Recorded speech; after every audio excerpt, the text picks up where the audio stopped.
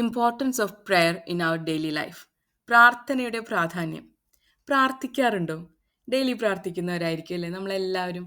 ഇനി പ്രാർത്ഥനയ്ക്ക് അധികം ഇമ്പോർട്ടൻസ് കൊടുത്തില്ല, അതിന് ടൈം കിട്ടിയില്ല എന്ന് വിചാരിക്കുമ്പോൾ ഒന്ന് കണ്ണടച്ച് കണക്ട് ചെയ്യാൻ ശ്രമിക്കുക. നമ്മുടെ ലൈഫിൽ എത്ര ഡാർക്കായിട്ടുള്ള സിറ്റുവേഷൻ ഉണ്ടായാലും ഒരുപാട് സ്ട്രെങ്ത് നമുക്ക് പ്രെയർ കൊണ്ട് കിട്ടും കേട്ടോ. ഒരു മിനിറ്റ് കിട്ടണുള്ളൂ വെച്ചാൽ ആ ഒരു മിനിറ്റ് പ്രാർത്ഥിക്കുക. കുറേ ചാൻഡിങ്ങും അങ്ങനത്തെ നമുക്ക് ചിലപ്പോൾ ചെയ്യാൻ ടൈം കിട്ടി എന്ന് വരില്ല. അതിനായിട്ട് നമ്മൾ സമയം കണ്ടെത്തി കഴിഞ്ഞാൽ നമുക്ക് ഭയങ്കരമായിട്ട് സെൽഫ് പ്യൂരിഫിക്കേഷൻ ഫീൽ ചെയ്യും.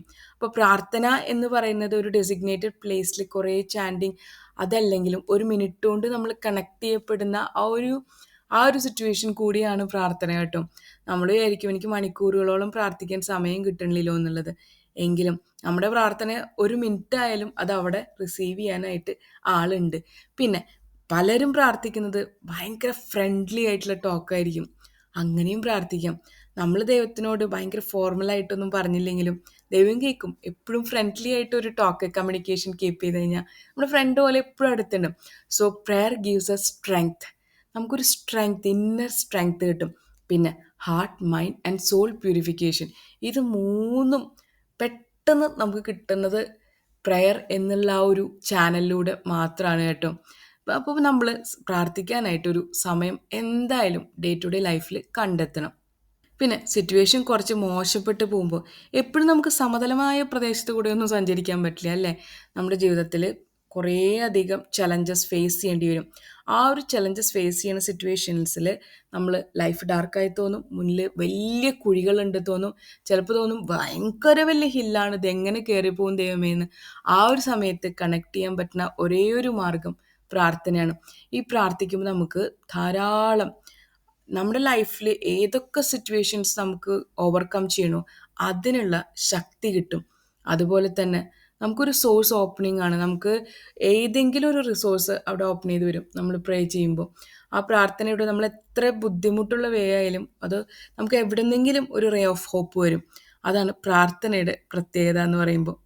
ചിലപ്പോൾ നമ്മൾ നമ്മുടെ ആവശ്യങ്ങൾ മാത്രമാവും പ്രാർത്ഥനയിലൂടെ പറയാം അല്ലേ. പക്ഷെ നമുക്ക് കിട്ടിയ സൗഭാഗ്യങ്ങളെയും ഓർത്തുകൊണ്ട് നന്ദിപൂർവ്വം നമ്മുടെ പ്രാർത്ഥന കുറച്ചും കൂടി മെച്ചപ്പെടുത്താവുന്നതാണ്. പിന്നെ ചലഞ്ചസ് വരുമ്പോൾ മാത്രം പ്രാർത്ഥിക്കുന്നവരുണ്ടാവും.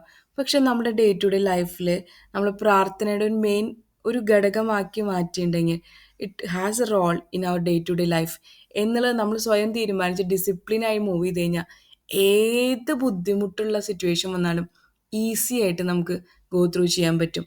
അല്ലെങ്കിൽ നമ്മൾ ഹെൽപ്പ് ചെയ്യാൻ എവിടെന്നെങ്കിലും ഒരാൾ വരും. ഇങ്ങനെയല്ല അങ്ങനെ എന്ന് പറയും. അതിപ്പോൾ നമുക്ക് ഡിഫിക്കൽട്ടി എന്ന് പറയുന്നത് ഫിനാൻഷ്യൽ ഡിഫിക്കൽട്ടി ഉള്ള ഒരാളാന്ന് വെക്കും. നമുക്ക് അത്രയും ബുദ്ധിമുട്ടിൽ നിൽക്കുമ്പോഴായിരിക്കും എവിടെ നിന്നൊരു സഹായം നമ്മളെ വന്ന് നിനക്ക് ഈ ഒരു സമയത്ത് എനിക്ക് ഹെൽപ്പ് ചെയ്യാൻ പറ്റും, നിനക്ക് ഓക്കെ ആകുമ്പോൾ നീ അത് റീപേ ചെയ്താൽ മതി, അങ്ങനെ പറയാൻ ഒരാൾ. അപ്പം നമുക്ക് ഏത് ബുദ്ധിമുട്ടുണ്ടായാലും ഫിനാൻഷ്യൽ ആവട്ടെ മാനസികമായിട്ട് ബുദ്ധിമുട്ടുള്ളപ്പോഴും നീ പറയുന്നത് കേൾക്കാൻ ഞാനുണ്ട് കേട്ടോ എന്ന് പറയാൻ ഒരാൾ.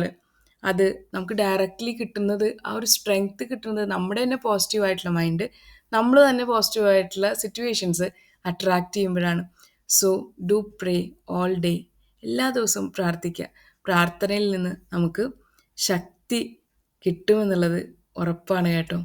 Thank you so much for listening to me. എല്ലാവർക്കും നല്ലൊരു ദിവസം ആശംസിക്കുന്നു. പ്രാർത്ഥനയോടെ ജിത.